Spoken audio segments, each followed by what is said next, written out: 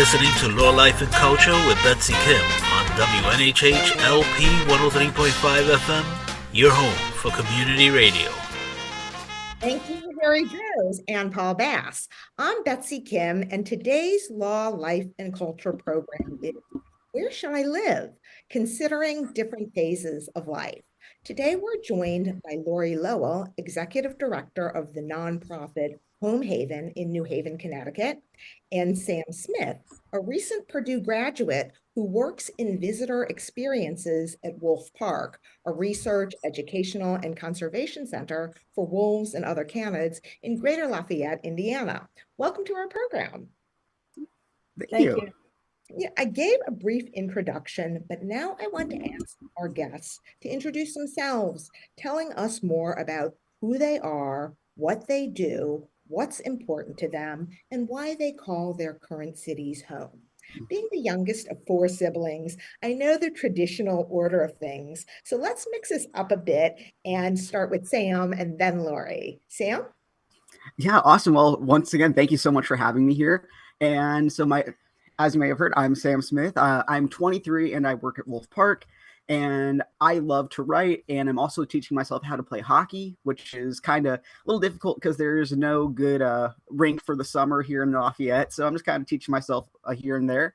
But I have a love for animals and education, and especially combining the two, which makes Lafayette a great home for me, since there are places like, you have Columbian Park Zoo, you got Wolf Park. So there's a lot of opportunities for those things to overlap.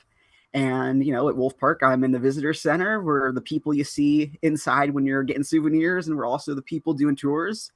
And yeah, I've been born and raised in Lafayette, Indiana, and it's really just the place I know best. Later on, I'll get into more like different reasons as to why I'm staying here. But for one of them, kind of pretty obvious, is since I was born and raised here, this is the place I know. And so as I'm becoming an adult and like having to figure out things such as, where am I going to live next? And, what am I going to do for food? What's my job? Figuring out all those things. It's much easier to do that in a place where you kind of know better than if I were to be like, you know what? I'm moving to Houston today and I'm going to get it all figured out when I get there. Like all those new things would be way too overwhelming for me. So I'm learning how to grow into this adulthood and learn how to be an adult in the place I know. Lori?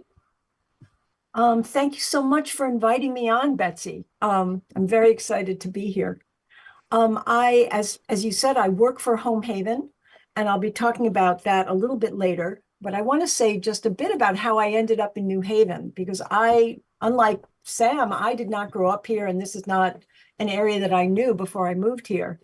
I had been living in Brooklyn, New York. I grew up in the city of New York, in Manhattan, went away to school, but I ended up in Brooklyn and got married and had a child. And I moved here with my husband at the time, 30 years ago. And we moved because of his job. And we just needed to get out of New York City. Even Brooklyn, which was lovely, was a little too hectic, a little too intense, and just didn't meet our needs. We bought a house in the Spring Glen neighborhood of Hamden 30 years ago, and we raised a family there. We had 2 children, and it was a wonderful place to grow up for them. We wanted a neighborhood with sidewalks, having lived in Brooklyn, and Spring Glen fit the bill perfectly. However, that's not what's important to me now. And one of your questions was, what drives me now? So I still live in Hamden. It's a wonderful town. I have only a 15-minute commute to work from where I live, and that's very important for my quality of life. I have moved into a section of Hamden that many people don't know about. It's the quiet, wooded, northwestern corner of Hamden on the edge of West Rock State Park. And I love it there because the back of my home is wooded. I have a stream on my property. I now live alone. I have my own house. It's very quiet. It's very manageable. I can do my hobbies when I'm at home, gardening and sewing, singing, dancing, and in addition to that, when I think about what's important to me, being part of a community. So I find living in Hamden and being so close to New Haven, I'm still part of the larger greater New Haven community, both through Home Haven and through my religious institution where I participate, and through, various other activities and hobbies that I do. Now, Lori has to leave for another meeting at 1:30, so I want to make sure we get in some questions with her before she has to go. So, Lori, I understand Home Haven is not a residential living arrangement, but socially and culturally connects retired people. And I recommend that everyone listens to your October 25th, 2022 interview with Paul Bass on the New Haven Independent news site for more information. But why is Home Haven different? And how does it differ from senior drop-off daycare or joining an organization like the Y? That's such a good question, Betsy. The difference is that Home Haven was founded to help older adults live independently for as long as possible in their own homes.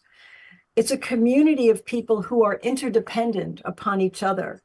They know each other, fairly well. They care about each other. They volunteer to support each other and to help each other. And they have the support of our small staff in the office that I'm speaking from right now, which is in the East Rock neighborhood of New Haven.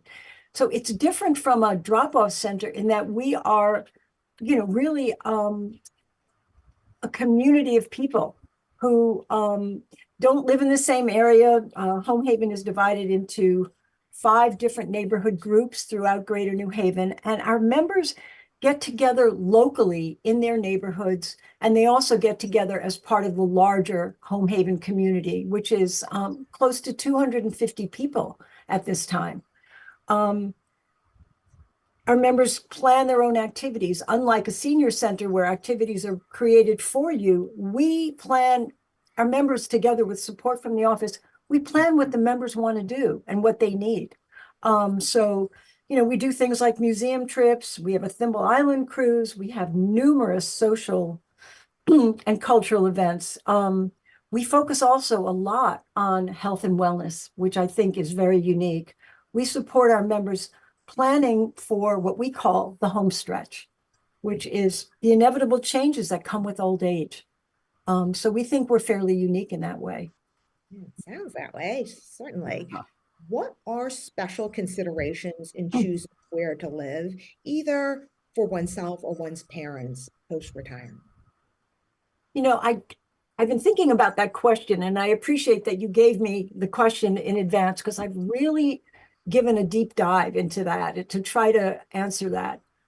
I think that accessibility is the most important thing for older adults. And I would say accessibility to easy transportation, places where they can walk and be outdoors, cultural activities, healthy food, interesting and fun things to do, volunteer opportunities. Now, a lot of those things are available in any city, but I think scale is important. And for me, I would say that New Haven is a very livable scale. It's not, I grew up in New York City. It's huge.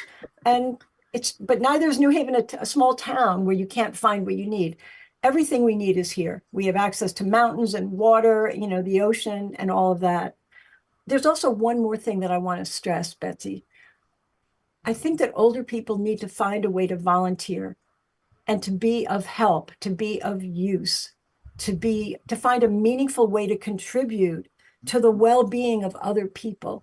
And Home Haven does that for our members.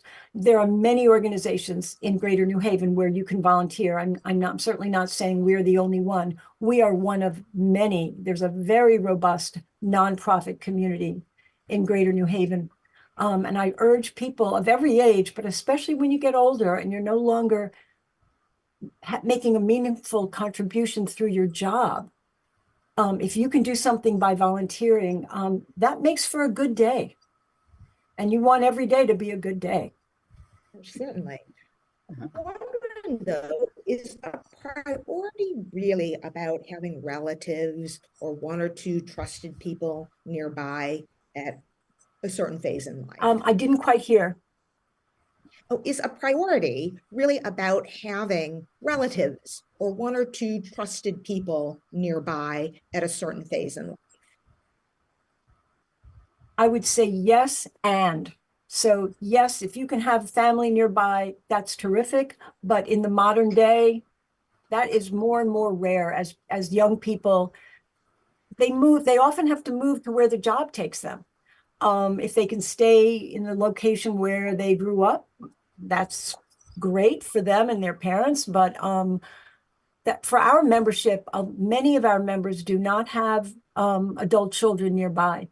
And you mentioned trusted friend or two. Well, that's very nice. That's good, but it may not be enough. I think that's why community is so important, because your trusted friend, that one friend, may not be available to help when you need the help, especially when you're talking about medical issues, health issues, and all of that. I think it's important to have more of a network rather than just one or two people. So when should people start seriously thinking and planning for post-retirement living? As soon as they can, I would say. I mean, we've just been talking about this a lot in Home Haven because what we have found is that people in their 60s and 70s usually often feel just as good as they did when they were younger. They don't feel different. They may not even look different. They're not working. Maybe now they're retired and enjoying themselves, but what's on the horizon is not obvious.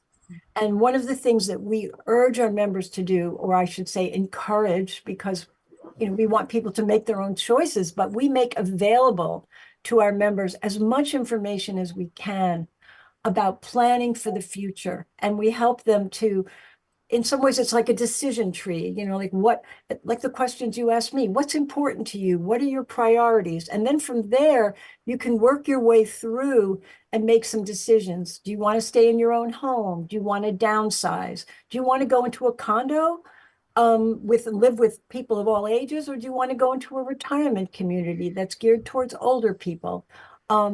If you have all those choices ahead of you, you're very likely to find some options that work for you.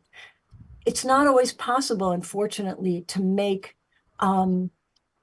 have the choices that you want. I mean, we have members who have unexpected challenges, health challenges, for example, and they may need to relocate sooner than they'd hoped. They may need to live on one floor when they always assumed they'd be in their wonderful 5-story brownstone, or a 3-story, well, there are such things, or a 3-story colonial, for example. You're living on 3 floors. Well, that can be quite a burden. So, we say to people, the more information you have, the sooner you have it. Keep your eyes open, think about what's important, and then do your planning step by step. And certainly call in the experts to help you. Today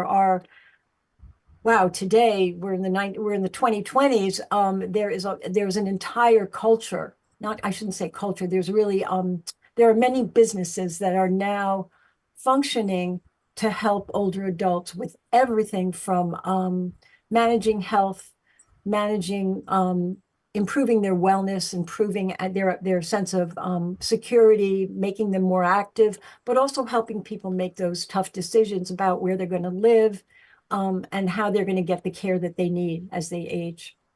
Certainly. Lori, I know that isolation is extremely bad for our health at any stage in life.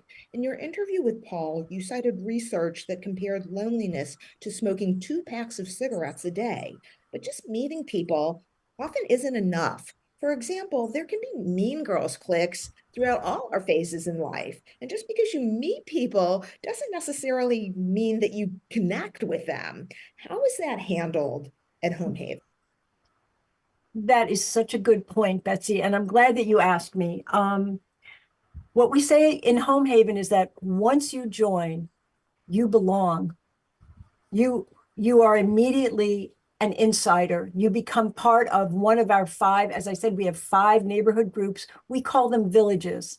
You're immediately contacted by your village leaders. Each of our villages has 2 leaders, and you're immediately contacted and invited to come to a very relaxed, informal, it could be a coffee or a happy hour or a garden party or a restaurant gathering or something. You're encouraged.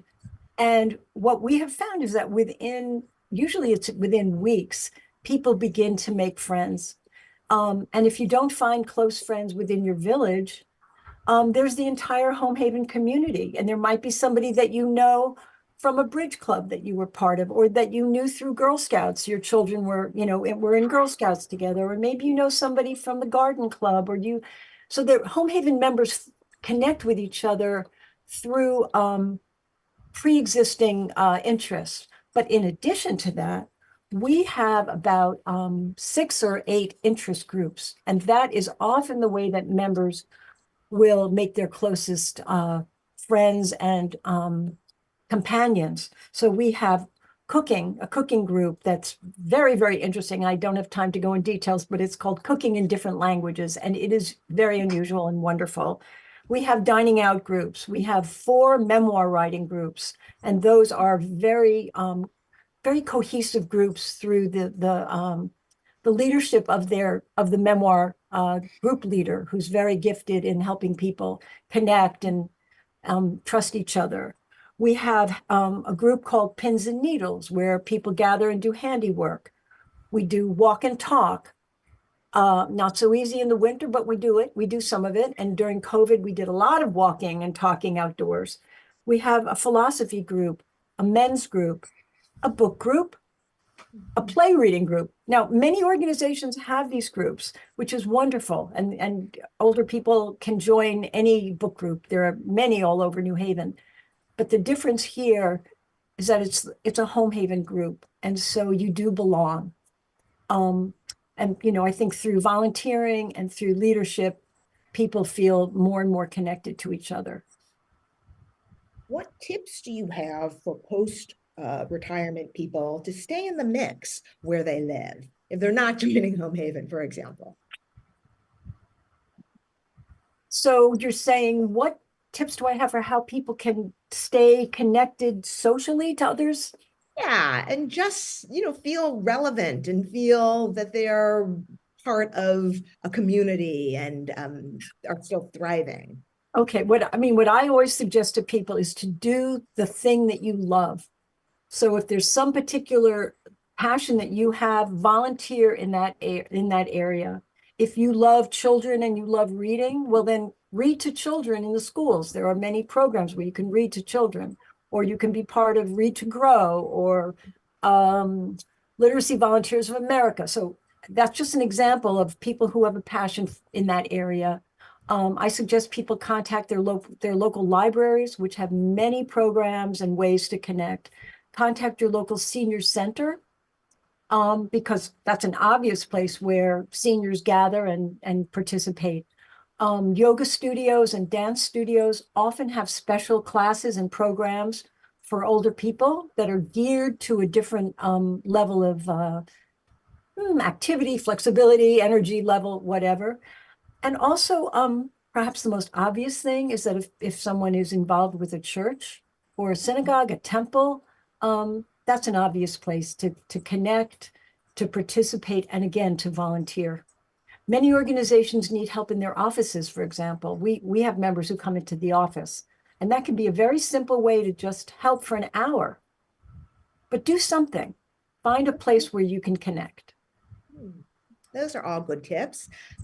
Considerations differ when people are mid-career, I think, raising young children. And at that phase, parents of children's friends and other coworkers, I think, often are a natural network for friendships, talking about this mid-career phase in life. Was that your observation and experience, Lori, as my last question before I know you have to take off pretty soon? Yeah. Can you just frame the question for me? Sure. Recollecting from at a stage when perhaps you were just building up your career, mid-career, and Yes. you referenced having children and your home in Brooklyn and your home in New Haven. Do you think at that stage, this idea of building a community is less emphasized, perhaps because people have their natural communities, the parents of their children's friends, their Yes. coworkers at work. So how that phase in life Yes. differs from what you've been talking Yes, about. exactly. Exactly. I mean, I think it is almost universally true that parents will connect socially with families that have children in the same schools as your kids. It's just a natural way for you to get deeply involved with the lives of your children, but also to be with people who have the same issues, the same concerns, and the same needs that you have. What, sometimes people will say, oh, my child is in high school. Now I can really focus on my job. My kid's in high school. What I say to parents of that age is, oh, no, no, no, no. You keep your eyes on your kids in high school just as much as you do when they're younger. In fact, more so.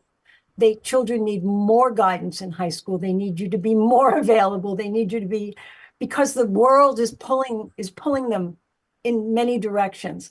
So it's really when your kids go off to college, and it's a cliche to say that the empty nest, is a time of transition, but it truly is. It Yeah. truly is a time. I hate to say that, but jokingly, I think I said to some of my friends when their kids were growing up and very, very busy, just like, call me in 18 years, Mhm. just because um, I think lives can get busy with different things in different phases. Absolutely. And now actually I'm closer to some of my friends where I hadn't been in such good touch with them while they were raising kids. Not all of them, but definitely some of them. Yeah. But Lori, thank you so much for stopping by. I don't want to make you late for your other meeting, so I do want to thank you and let you go if you'd like, and to say we hope to stay in touch and continue to hear great news about Home Haven. Good. Thank you so much, Betsy, and nice to meet you, Sam. Have a great rest of your program. Thank you, Lori. Thank Bye-bye. you. Bye-bye. So now I want to back up and talk more about Sam and building community at the start of your career. Sam, you Yeah. have a very inspiring story as to why you're in Lafayette. Can you share reasons why you're choosing to live in Lafayette and your experiences? Absolutely, yeah. So, as I had mentioned earlier, of course, one of the most amazing things about living in Lafayette is I know where most things are. But on the other side of things, which I didn't want to spoil earlier, is I'm a transgender man. So I'm a part of the queer community, and I know and I understand that living in a primarily red state, it's kind of like, why would you do that? Because it doesn't seem to make sense. But of course, there are places in this world that are more friendly for the queer community, but those more inclusive places are inclusive because people stayed there and fought.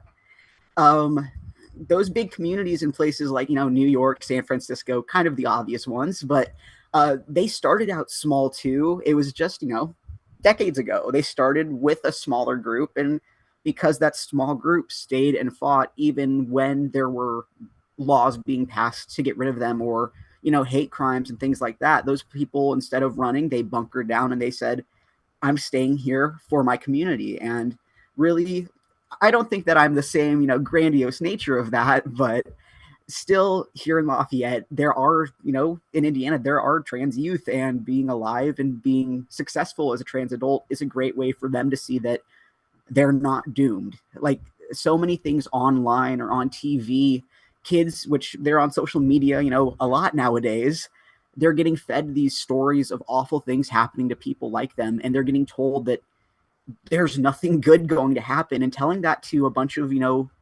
kids is so dangerous. And so existing here, I get to say, hey, I made it through college. I made it through high school. I made it to here. I have a job I like.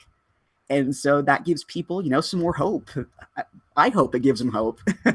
Certainly, certainly. That's a very brave and path. It's very admirable that you've chosen to Thank take. you. I just want to add.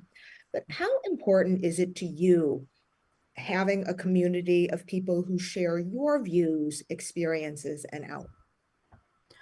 It is very important because if I didn't have my friends, I probably would have gone crazy.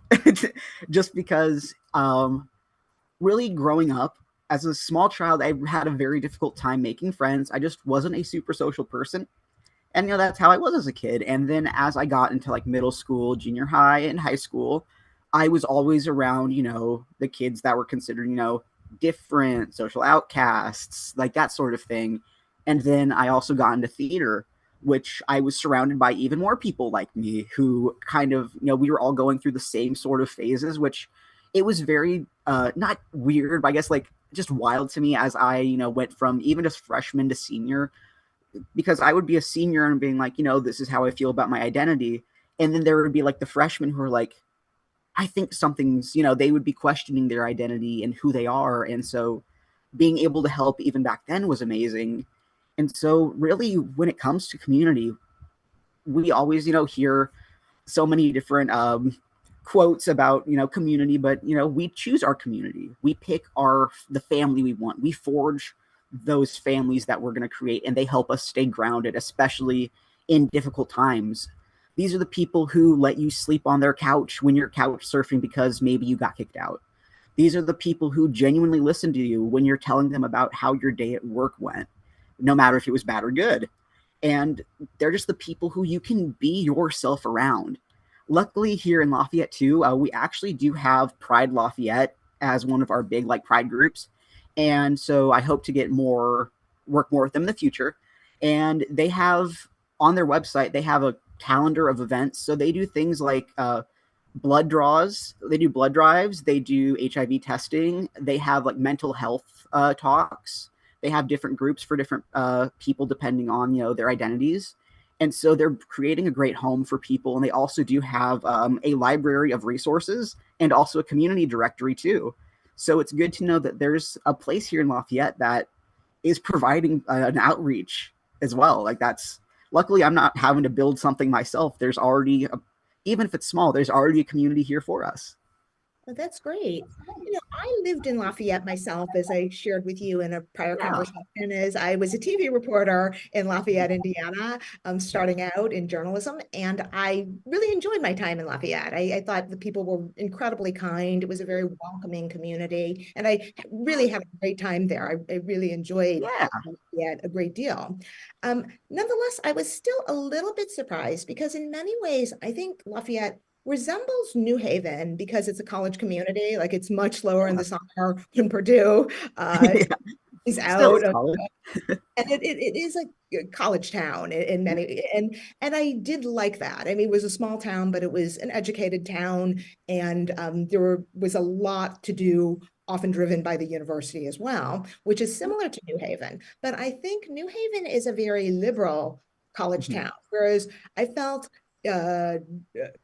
Lafayette was much more conservative. When I was there, everybody was Republican. You were moderate or conservative, but most people were Republican. So it was a much more conservative college town. So there were, although I think it is an open-minded and a really wonderful place to live, and it did open my mind to a lot of preconceptions I might have had about conservative people or views that I perhaps are issues that I was not voting for. So I do want to point that out with Lafayette, that I don't mean in any way to unfairly criticize the city. Yet nonetheless, when we had our conversation, I was a bit surprised when you told me about yourself more, that you didn't have desire to move to a city like San Francisco, where there'd be a more established support group and networks for the LGBT community. Does that still ever come to mind? And in your thoughts, do you ever feel, I just really wish I could move to San Francisco, or maybe I will move to San Francisco, or thoughts of that nature? So yeah, I definitely have had thoughts of that before, mostly just as kind of hypothetical. But for me, I think something I got from my dad is I'm stubborn. So I think for me is kind of seeing Lafayette as I guess when a challenge meets me, I'm not the person to kind of be all right, let's back up. How do I where else do I go? I'm kind of I've learned from my father very okay, if this challenge is going to come to me and I have to face it, then I'm going to be, a good role model of I'm going to fight. I'm going to stand up for myself. And of course, moving to a different place wouldn't necessarily mean I'm running, but I think being in Lafayette, it has, as you mentioned, being a college town, Lafayette, I don't know how most towns are just because I haven't really gotten to explore a lot. But Lafayette is so wonderfully strange to me in this way that it's a college town, but also there are many high schools. There are a lot of high schools, which means there's plenty of room for like high school sort of like beef and like rivalries. And so kind of growing up in Lafayette, you get a really strong sense of identity from it because you're making fun of Indiana University because you go to Purdue. So of course never like meaning in like a mean way, but you're just like your rival. You're gonna make jokes. And then I went to Jeff, and so I went to Jefferson High School. So pretty much every time there was a game coming up, we were always like, yeah, we're gonna thrash and we're gonna do an amazing job. So I just grew up in. I feel very lucky to grow up in a lot of supportive, even if the support was like, let's kick their butts at basketball. Like even if it's that, it's still gives you a sense of pride in your town, and you don't want to give it up. You don't want to give up on your town. Which, if I ever had a job that moved me somewhere else, that's an entirely different thing. But my love for Lafayette is just, it's deep in me. And I don't think, even if I were to move, to Greenland, move all the way, move to like India, I don't know. Even if I moved super far away, I would still have that love in my heart, even though there are some challenges. That's kind of what life is. And I don't want to focus on the bad just because there are so many wonderful things here, even as we're kind of growing and realizing, maybe saying everyone being conservative, people are learning, even some folks that are, older that I didn't expect, but like that I knew from schools and things like that. Getting to see the growth happening in Lafayette in real time it's wonderful. It's one of the best parts about living here. That's great. May I ask, have you ever felt unsafe being who you are in Lafayette? So I believe probably, so I'm kind of like an anxious person a little bit. So of course, when I was first like realizing who I was back in, like high school ish, I kind of had that fear of like, oh no, I'm going to tell my friends and then it's going to get out in the school and then a bully could hurt me. I did have those, but as I've gotten older, luckily I've been able to forge those friendships and kind of create a more safe and inclusive place around me and myself. And really, more often than not, I would feel unsafe socially rather than physically unsafe. This in the way of I've been in social situations where when I reveal my identity and I say who I am, people start asking some very invasive questions and very like personal. These questions are fine, but there are sometimes when people want to ask about, surgery and things like that. They ask about really personal topics, and you're kind of like, we're in a Starbucks. Or, like we're in a diner, we're not, this isn't really the place I expected to field this question. But really that social safety kind of gets challenged more, especially like I mentioned earlier, there's that mental unrest that comes with everything so much nowadays is online, which some things are good, some things are bad. But a lot of the times you get these headlines thrown in your face. It's like, here's a tragedy happening in the queer community here. Here's a bad thing that happened here. Like that's kind of where that lack of safety sort of comes from, is just even when you try to escape it and you go online to watch like a funny cat video or something, still people kind of want to be like, what do you feel about this awful thing that happened? And you're like, oh man, I just wanted to watch my cat video. Really? Physical safety has always been paramount in decisions about where I would live. Oh yeah. And without opening myself to snowflake accusations, I'll say psychological safety is important to me too. And I've enjoyed living in San Francisco, Los Angeles, and New York, where LGBTQ people feel safe, probably because that makes for an environment that feels safe for other people too, including me. Do you Yeah. feel that's a factor that you want to change in Lafayette? Absolutely. I would love for that to be a factor changing in Lafayette. So as Lafayette's growing, and like I mentioned, we're sort of really in this state of development. I think, even though we're a pretty well-known city, I think we're still growing and changing a lot. And I think one of the things that a lot of people, when they think of the queer community, is they think of drag, which is a big thing in a lot of places. Like I know, like Los Angeles, especially New York City. New York City drag is amazing, and it opens your eyes to so many forms of art. But here in Lafayette, that's kind of what I've I'm trying to find for myself is creating these safe spaces for people to perform, because we do have drag here in Lafayette. It's a smaller community, but hopefully that's going to be growing here in that time. And I want to, even if my state, even being like a safe person to come to, even if it's just me on stage dressed up in some costume, lip syncing to a song, that still gives people hope. It lets them see some more choices. And I keep going back to the word hope, but if anything, just because I don't want to, shoot for the stars and be like, I'm going to fix Lafayette, which I know as one person, I'm not going to, fix all of Lafayette, but being able to be a source of hope and give people that, the generation after me and the younger kids, to see that, hey, it's good to have these diverse groups in my town. They teach me different things. I'm learning more about the world through all these different points of view. So even if to maybe someone down the line in 20 years, all I am to them is someone they talked to one time, if I made them feel safe that one time, I've done my job and I'm happy. That's really great. When I was in Lafayette, I think I really loved it there. And I had a community that was the other people who worked at the TV station, and then also the legal community, because I covered the courts and that was my beat. So I got to know very well different communities. And as a reporter, you get to meet different people and can Yeah. build friendships on a very amicable way. And it's a great job in a way, because you meet Yeah. a variety of people in different circumstances. Mhm. So, but with your situation, I think what you're doing, for example, with the drag performances, that takes it's a little different, because my communities were built in with my job, I think, Yeah. and there was certain safety and collaboration and just friendships that naturally occurred, which I think contributed a great deal to why I very much enjoyed. I love Lafayette. That was one of the most fun periods life. I still fondly look back.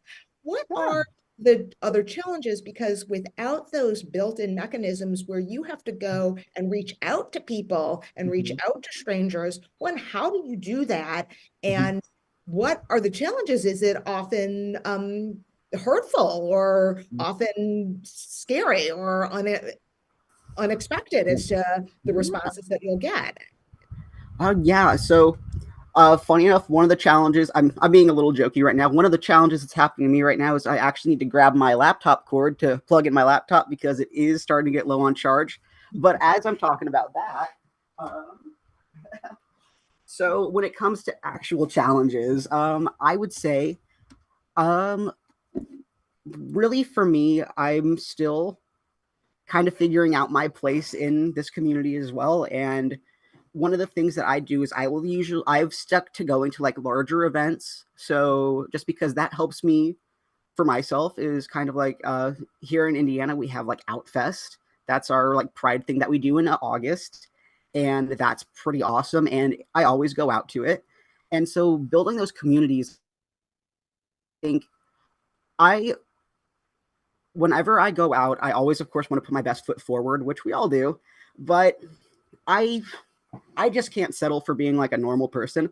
So what I will do usually is like at Outfest, something I do is like I dress up like Spider-Man, and it makes people. I don't know what about Spider-Man does this, but dressing up as that character, people immediately feel so much more like free to like just come up to you and chat.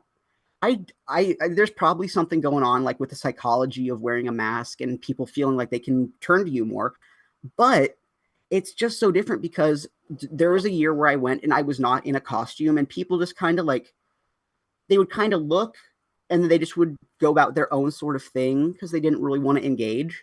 But every single time I've been there, like dressed up, someone always comes up to me. Either it's like a different person, or there's someone who's like a dad pointing with their kid, and be like, "Look, Spider-Man's here."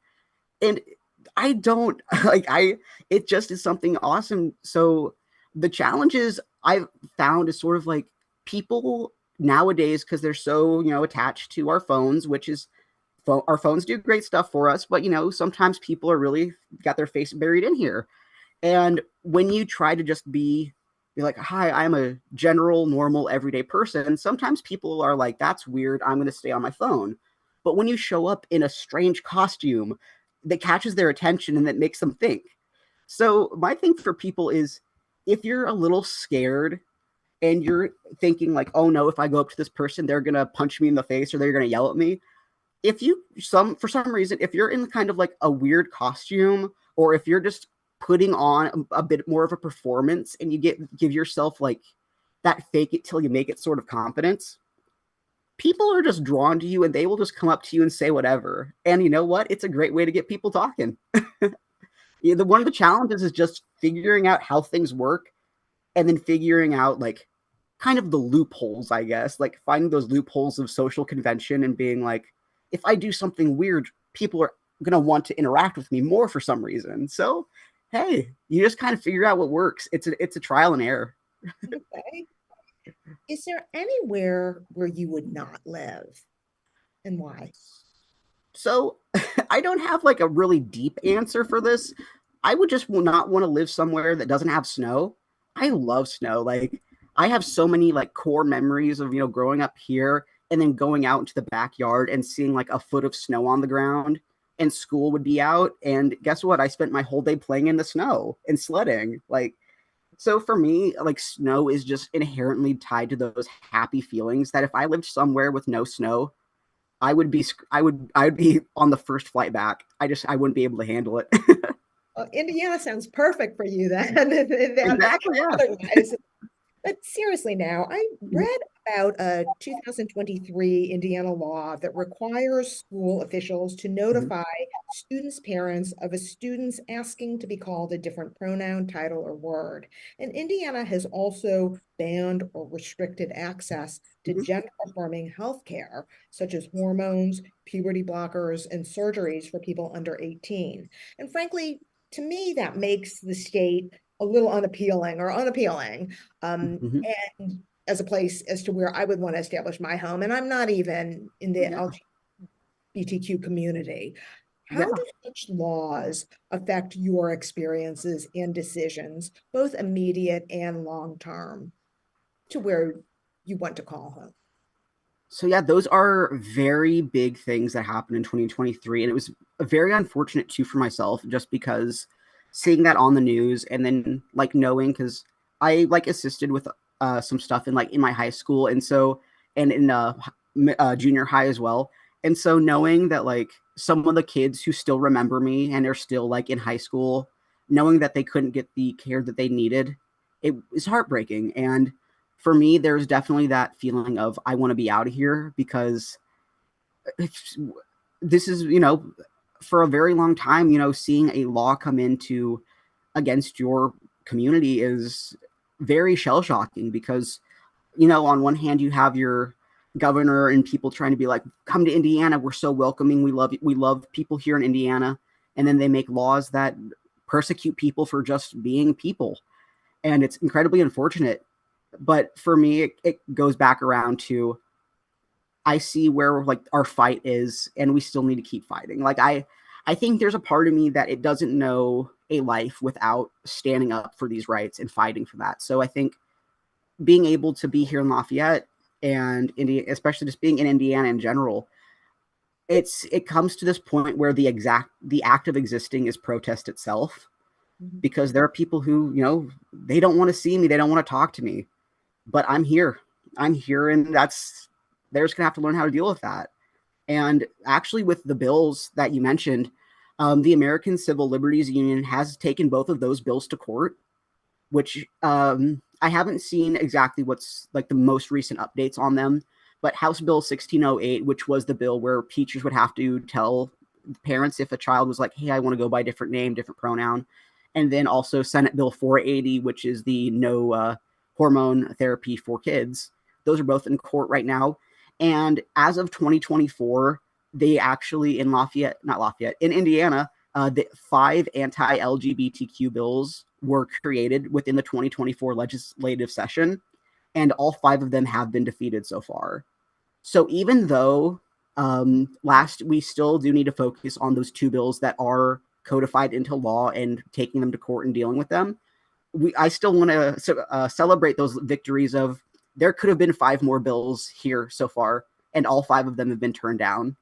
And it's even though those 2 bills that got through are bad, it's still nice to see that these 5 other ones I don't need to worry about in the 2024 legislative session. They've been fought. And so, online you hear a lot of people say that people will joke that red states are lost or not worth the trouble and people should just move to another state. I've seen a lot of people, even queer people online, who are like, well, it's your fault for being in Indiana. Why don't you just leave? And my answer to that is the economy is a mess. The housing market is a mess. And people just can't up and change their entire lives. Even people who I've had close friends who I've had to coach through very hard nights who have been crying because they don't want to live here anymore. And they don't have the money to get out. And that's really important. Like, we are not lost. We're not a lost cause. We're here and we're still kicking. Yeah, maybe I see law school in your future. The program is Law, Life, and Culture, after all. You never know. When I graduated from college, I wanted to live in a big city where I could go to the opera, the theater, art museums, and see talks with movie directors like Sidney Lumet and view independent films. But, there are ups and downs to all decisions, as admittedly, my experiences were as a viewer or consumer, not a creator or agent of change. But I did feel ingesting those experiences and ideas probably influenced who I am or wanted to be. However, in today's online world, with mass communications and with a vibrancy of local communities and culture, maybe that has changed tremendously since when I was a kid. So where does the need for cultural knowledge, awareness, national discourse, and dialogue, which you already seem very much a part of, but where does that fit in your choice of where to live? Yeah, so it's a very going down to like our basic needs as human beings. We're social creatures. And so for me, I love hearing about cultural knowledge. So whenever like I'm going someplace new, I always love going to museums. That's one of my favorites. I mean, of course, I love zoos and things like that too, because work with animals. But I love museums just because depending on where you're going, you're getting a different POV, a different point of view for everything. So, you go to it, just even going down to Indy, there you have the Children's Museum, which it gives you more of like and they have like their own stuff there about different kinds of how kids are active and change as well. So, Children's Museum gets you that point of view. And then you have, the Indianapolis the State Museum. So that gives you some more, like, I'd say, sophisticated sort of point of view. And then also in Indianapolis, you have Idle Jorg Museum, which is about Indigenous people. And they do have markets in the summer. And so going to different museums and going to different places, even if you're just there for a day, you learn a lot. And that's what I love to do, is going out and moving into, into the rest of my adulthood, the rest of my life, because I've got a long way ahead of me here. And I've really just been trying to get out of my head. And because, like I said, I grew up very antisocial, very shy. And so becoming an adult has been more about getting out into community, stopping and smelling the roses. If there's an art around the fountain happening, let's go. If there's a mosey down Main Street, which is like, these are little events here in Lafayette. And so going to these little events, you still see people with their tents, with their art that has their culture in it. So really, there's no shortage of getting out there and listening to culture. Like, all you have to do is just listen. It's quite simple. We're almost out of time. So as a final question, I just wanted to ask you, how much of does where you live impact your sense of well-being and identity of who you are? Yeah. So the circumstances we grow up with, those teach us our morals. They let you see life from different points of view. And you also learn how to take other people's point of view when you're living with a bunch of different people. Like my high school, Jefferson High, always said, once a Bronco, always a Bronco. And so I'm always going to be me. I'm always going to be a gestalt more than just the sum of my parts, because the parts of me that make me who I am today, it's everything. It's the first house I had as a child. It's every house I've moved into. I am the things that have just been around me. So I am made of my best days. I'm made out of the worst days where I was crying in my bedroom. I'm the hug my mom gives me before I head to bed. I'm my dad's laugh when I tell him about my workday. I am all of that and so much more. And so when you're where you're living, everything affects you, even if it's something super small, just maybe your mood for one day. Everything on the outside impacts the inside. And so let your inside, I guess, like impact the outer world as well. Well, unfortunately, now we are out of time. Yeah. So thank Yeah. you very, very much, Sam Smith of Wolf Park's Visitor Experiences in Greater Lafayette, Indiana, for Thank you. sharing views on where you live. To our listeners, we appreciate your joining us. I'm Betsy Kim.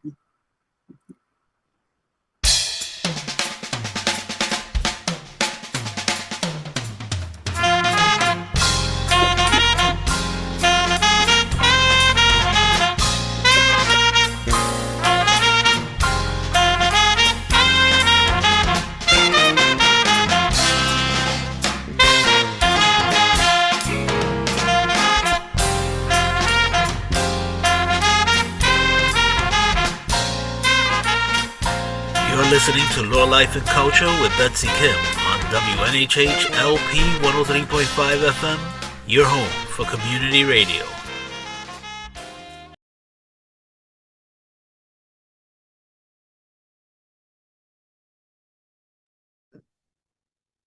And you always want the photo of the first expo. So if you it transports. You're done. You guys can log off. Thank you. Thank you so much, Sam. It was so wonderful to meet you, and I really appreciate your wonderful interview. Thank you very much. Thank you so much for having me. Bye-bye. You're a very brave person. And then what's up, Betsy? So, Harry, well, my sister's coming pretty soon, I think, so I can't argue with you too much, too extensively this time. That's fine. But I do want to say, I do really hope you are being toe-to-toe with Harry, just kind of your controversial self, that you're not really supporting this, undermining of our whole judicial system by saying, either it's undermining the judicial system by saying the trial is wrong, or it's saying that it's okay to be to lie, cheat, steal, and be rewarded for it. Like it's one or the other. Really, it's one or the other. So, yeah, and don't say Hunter Biden's laptop. No, we're not gonna. I'm not gonna say that, but it was a novel case, right? Never before has a case like this been brought. Actually, taking a federal election crime, right, and combining it with a crime, a bookkeeping crime that actually had run its course, right? I mean, if that's what you want to be happy with, then I mean, to each his own, Betsy. But yeah, I'm okay with it. Lawfare is the new political way now in America. You guys have displayed that, right? You've put it into action. So now you can go after ex-presidents for trivial things. That's what you're saying. No. See, one, I don't think that this is trivial. I think trying to undermine our elections is incredibly serious, and it is incredibly. It's not. See, that's where I think that's not what this case was about. That's not what this case was about. Let me finish what I'm saying. You're arguing the wrong case. No. It was because of hush money to interfere with the elections is about an election. So I think all the papers are getting it wrong by trying to say, ooh, it's this obscure case, this is politically driven, because he went by this unique novel, like now. What Trump was doing was very unusual. Like everybody in the world everybody in the world isn't running for president. That's unique application because there are very unique facts pertinent to this defendant who's doing incredibly seriously dangerous things to our country, to our government, and to our whole democratic system. But you see how you're adding stuff to this case. This was a bookkeeping case right? That just think about it, right? So you were counting on a serial liar. That's what a federal judge called Michael Cohen. Okay, a serial And he liar. was a serious liar for Trump. Everybody like doesn't seem That's to what. That's what. feeds into the case. So you're Say, saying not at so you're all. saying so you're saying it's okay for you to adopt them, It's okay for me to adapt what? to No, adopt Michael Cohen. That's what you're saying. You're saying since he was but what that feeds into the strength of the case that he was always Trump's fixer, he was always Trump's liar, he was always Trump's. So to say suddenly for the defense to use it like, oh, don't trust him, he's a liar. It's like, what? No, that's integral to the case that he lied and did these things for Trump. So no. The thing is that nobody testified that Trump actually does the bookkeeping for his $1 billion business, right? So writing legal fees. oh, but look at just the facts and the thing of like, okay, What facts? You know that NDAs are legal. NDAs are legal, Betsy. no. These other facts. If I'm just saying, look at the facts that Trump slept with these other women while these, porn star, whatever. But that has nothing to do. Doesn't he? You really, really think he? So we're going to punish him for person isn't going to say this is how this is going to affect your election. You really think he didn't know, and it was out of the goodness of how you're doing? You're trying to get into Trump's head. Your hate for Trump is clouding. Yes, it's clouding your vision. Your love for Trump is clouding your vision. No, I'm just saying if I was sitting on a jury because Betsy's accountant moved the numbers or the wrong category, I would hope that you would want Harry to say, that's not Betsy's fault. No, but you would want me to go, let me get into Betsy's head. And no sense when Donald Trump is the one to totally benefit from it that he wouldn't know that. But you know the guy, Pecker, the publisher of the Inquirer, said he's done this before for Trump without there being an election. Okay, this is what rich people do. They have people sign NDAs because they don't want things to come. Now he's done it. He had been doing it for Trump since 2011, Betsy. It had nothing to do with an election. Argument that you really think Trump is not guilty, that he didn't know, or is your argument that, okay, they're picking up this obscure law and politically prosecuting him? It's called lawfare. What is your argument? Is it one or the other? Well, let me give you my argument. They're picking up this law that has nothing. First off, a federal law. A state attorney is arguing a federal law. You know that the federal government didn't charge Trump. The Federal Election Commission actually said Trump didn't do anything wrong. But Alvin Bragg he's the genius who figured out the Federal Election Commission doesn't think he did something wrong, but I think he did something wrong.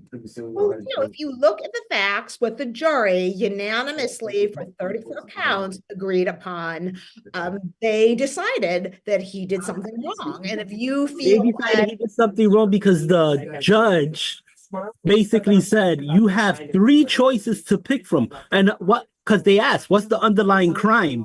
And he said, choose tax fraud, a bookkeeping error, or federal elections. Okay, so that's the underlying crime. The judge gave them, but I would plan on not working, the roadmap to find him guilty. 3 things. First off, he wasn't charged with tax fraud. He wasn't charged with a federal elections crime. Okay. Not in this case, but in the civil case, I think there are, no, Betsy, but misstating his income for other financial fraud.